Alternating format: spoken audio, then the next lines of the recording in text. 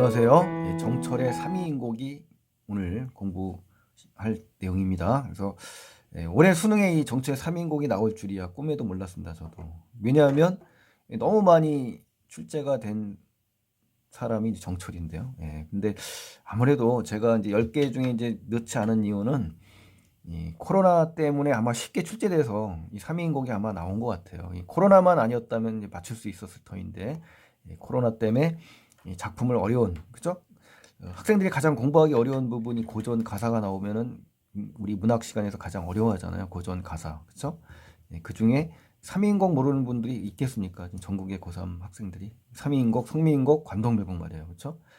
그래서 아마 코로나 때문에 쉬운 작품이고 누구에게나 공평한 작품 3인곡을 아마 출제하신 것 같아요.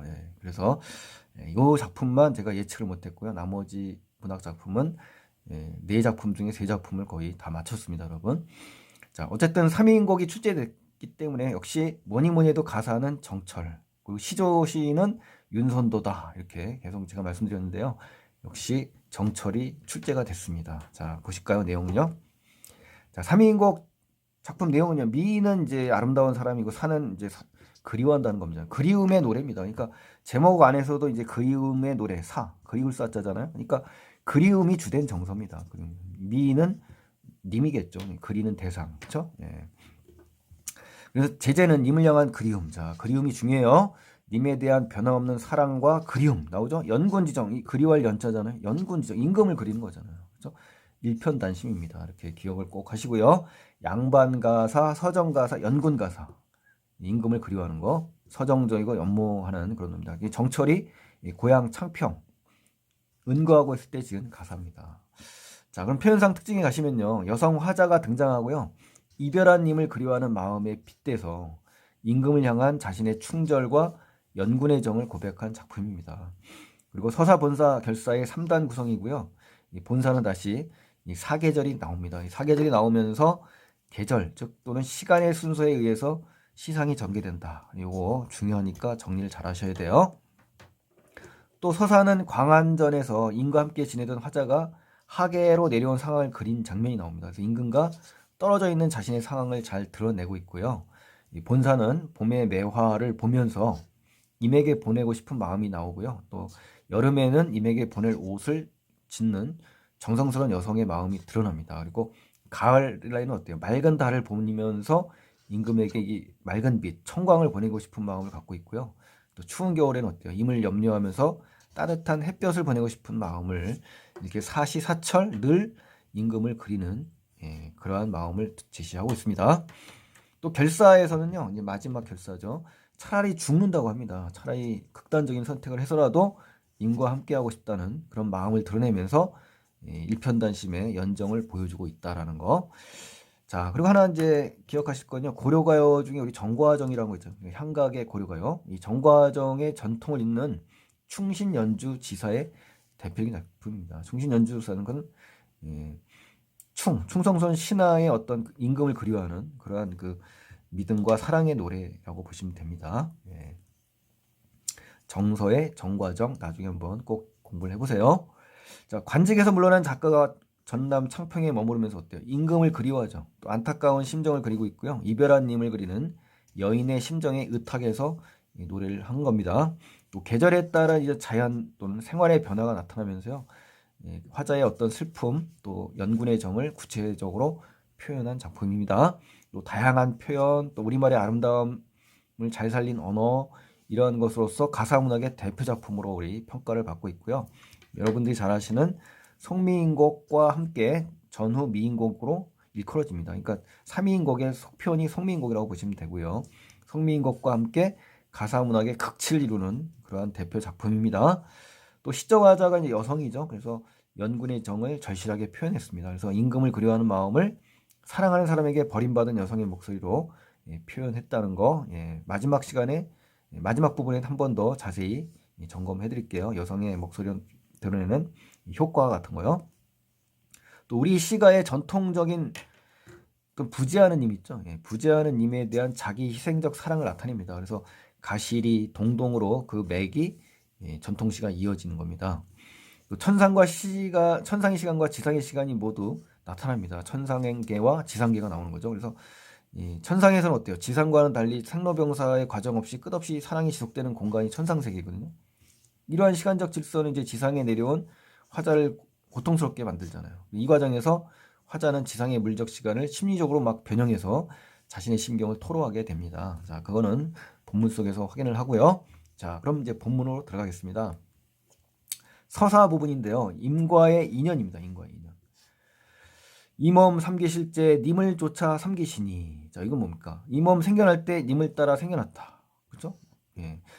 한생연분, 이 천생연분이라는 건데요. 하늘 모를 일이런가. 한평생 연분인데 하늘이 모를 일이던가. 하늘은 당연히 안다라는 겁니다. 그렇죠? 하늘도 알만한 뭡니까?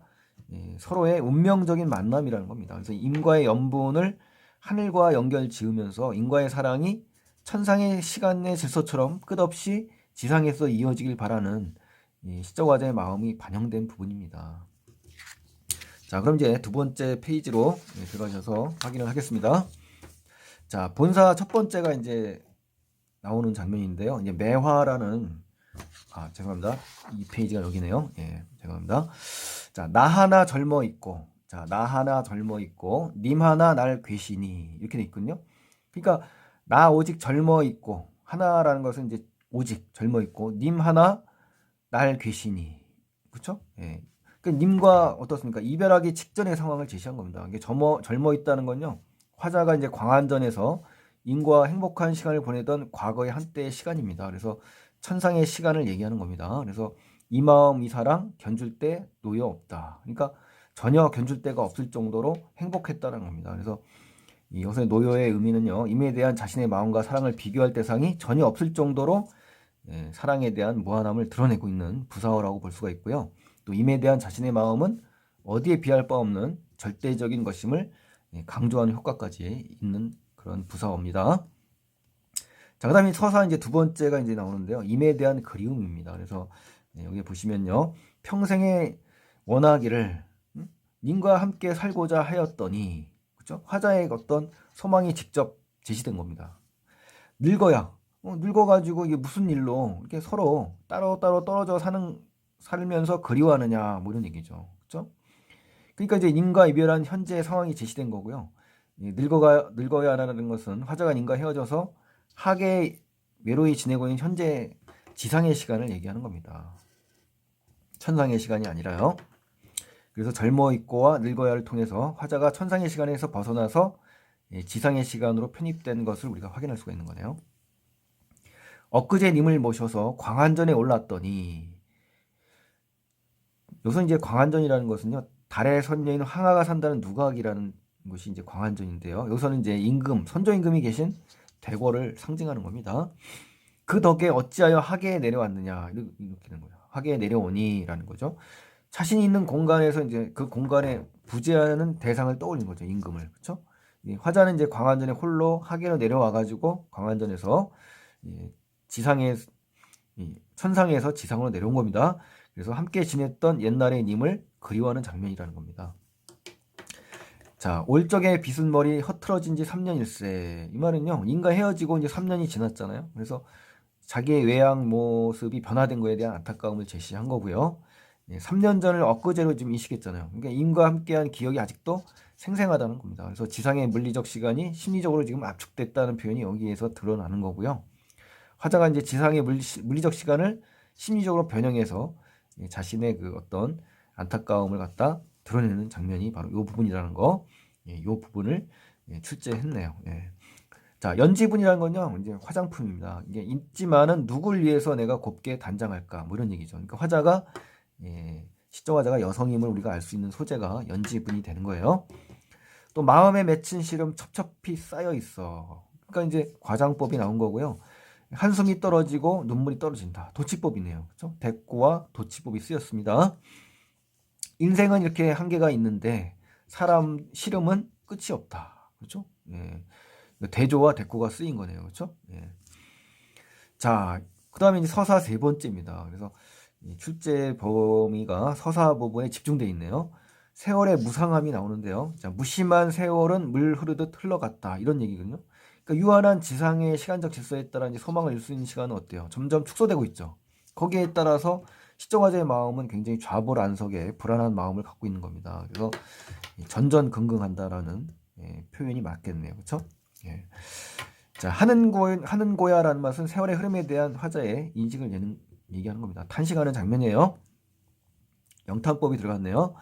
염량이라는 건요, 더울 염자에 시원할 양자거든요. 그러니까 때를 알아가는 듯 다시 온다 이런 얘기입니다. 그러니까 유한한 인생에서 인과 떨어져 지내는 시간이 지속적이고요. 시간의 흐름이 속절없이 야속하기만 한 겁니다. 그래서 언제 임을 만날 수 있을지 모르는 상황이잖아요. 이미 단절된 채 어때요? 지상의 물리적 시간이 유한한 화자의 인생에 비해 어때요? 너무 빨리 흘러가는 겁니다. 그러다 보니까 이 무한한 지상의 시간이 어떻습니까? 야속하고 속절없기만 할 수밖에 없겠죠. 듣거니 보거니 느낄 일도 하도 많다. 그러니까 이제 느낄 일이라는 것은 이제 다음 본사에 이어집니다. 그 느낄 일이요. 예, 한번 보실까요? 자, 이제 본사 첫 번째 부분까지만 출제가 됐는데요. 예, 한번 보시죠. 자, 매화를 꺾어 님에게 보내고 싶은 마음.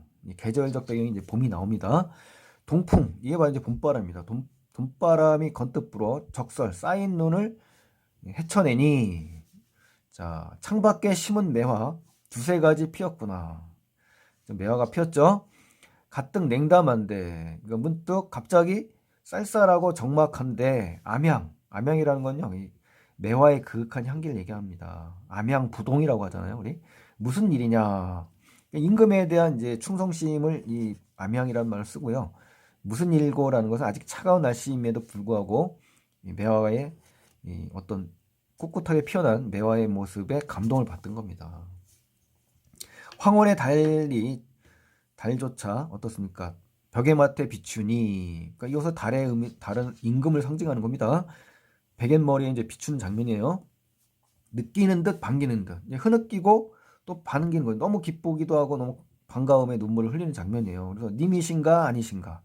그러니까 달빛조차 님으로 지금 착각하는 장면이잖아요. 그러니까 님이 부재한 상황에서 님을 만나고 싶은 그런 간절함, 또 그리움, 독백적인 어조로서 표현하는 장면이에요. 그래서 화자는 베개 머리맡을 비춘 이 달빛을 보고 님을 떠올리는 장면이고요. 님과 동일시되는 대상인 이 달을 보면서 님이신가 아니신가라고 또 혼잣말을 하죠. 예, 그래서 홀로 지내는 이 긴 시간 동안 화자는 어떻습니까? 선조 임금, 즉 임금을 간절히 그리워하는 그런 장면이라고 볼 수가 있는 겁니다. 저 매화 꺾어내요. 그렇죠? 님 계신데 보내고 싶다. 그러니까 이제 시자관의 분신이 바로 이제 매화가 되는 겁니다. 이 달은 임금이 되는 거죠. 그래서 님에 대한 화자의 정성과 사랑을 상징하는 단어는 뭐냐? 바로 매화가 되는 거고요. 매화는 화자가 님에게 보내고 싶은 것이자 자신의 변치 않는 마음을 상징하는 일편단심을 상징하는 소재예요. 님이 너를 보고 어떻다 여기실까? 그렇죠? 님이 너를 보고 매화를 보고 과연 어떠냐? 화자와 동시되는 자기 자신을 보고 과연 어떻게 여기실지 궁금해하는 그런 화자의 모습을 볼 수가 있고요. 의인법이 쓰인 것을 또 확인할 수가 있습니다. 자, 그 다음에 이제 마지막으로 이제 중요한 세 가지만 정리하고 마치기로 하겠습니다. 이 작품의 구조는 이제 전체적으로 볼 때요. 서사, 임과의 이별로 인한 그리움과 고통이고요. 본사에서는 이제 봄, 여름, 가을, 겨울 쭉 나왔죠. 오늘 봄까지 출제가 됐잖아요. 매화, 사랑, 요거. 근데 여름에는 옷이 나오고 사랑과 정성, 그렇죠? 가을에는 선정, 그 다음에 겨울에는 충강을 보내고 싶은 마음, 뭐 이런 네 가지 정리를 잘 하셔야 됩니다. 그래서 제가 올린 영상 중에 수능특강의 전 과정을 강의한 게 있으니까요. 같이 비교해서 보시면 더 좋겠습니다. 결사에서는 임에 대한 변함없는 사랑의 다짐, 이게 결사에서 나오고요. 자, 그 다음에 이제 두 번째로 중요한 거는 여성 화자의 설정 효과입니다. 연지분, 오색선, 금자. 그러니까 이제 출제된 부분에서는 연지분까지 나왔죠. 근데 이제 오색실이라든가 금자, 요거까지 나오면 뒤에 나오거든요. 시적 화자가 여성임을 알 수가 있는 겁니다. 자, 여름 부분에 나와요. 여름에 옷을 지을 때 실과 자가 필요하거든요. 그럼 어떤 효과를 주냐? 여성 화자가. 남자지만 여성 화자가 나온다. 이 김소월의 진달래꽃도 마찬가지지 않습니까? 그렇죠? 대상에 대한 애틋하고 절절한 감정을 드러내고요. 작품의 정서를 또 심화시키고 주제를 구체화할 수 있는 효과가 있어요. 또 사랑이라는 이 보편적 감정이 호소하잖아요. 그러면 어떻습니까? 독자의 공감까지 얻을 수가 있고요. 또 우리 문학의 여성적 어조로 이별이라든가 사랑의 마음을 드러내는 관습이 있지 않습니까? 그때 여성 화자를 이렇게 설정한 것은 이별로 인한 시적 화자의 애절한 그런 절실한 마음을 전달하는 효과가 있다는 거죠. 그래서 다섯 번째로 임금을 그리워하는 마음을 사랑하는 사람에게 버림받은 여성의 마음에 빗대어 노래하는 거예요. 그래서 독자의 공감을 100분 공감하는 그런 효과를 준다라는 것까지 기억하시면 좋겠고요. 마지막으로 이제 계절적 주요 소재의 의미 이것만 파악하고 끝내겠습니다. 그래서 봄에는 이제 매화거든요. 임에 대한 화자의 사랑을 얘기하고 여름은 옷이 나옵니다. 그래서 임에 대한 시적 화자의 정성. 그다음에 가을은 청광이라는 것이 나오는데요. 맑은 비침입니다. 임의 선정에 대한 소원을 얘기하고요. 겨울은 양춘과 햇볕이 나오는데요. 임의 건강에 대한 염려. 그렇죠? 이렇게 네 가지 계절별 주요 소재까지 찾아내셔서 의미 파악을 하시면 정말 좋겠습니다, 여러분. 자, 그래서 이제 정철의 3위인곡을 오늘 공부를 했고요. 자, 이걸 통해서 성민곡이라든가 관동별곡까지 같이 공부를 해주시면 정말 고맙겠습니다. 영상에 보면 제 영상이 나와 있으니까요. 같이 꼭 보시면 좋겠습니다, 여러분. 자, 오늘 도움이 되셨다면 구독 안 하신 분들은 구독 버튼 눌러주시고요. 좋아요 버튼까지 눌러주시면 너무 고맙겠습니다. 자, 그럼 다음 시간에 또 뵙겠습니다. 고맙습니다.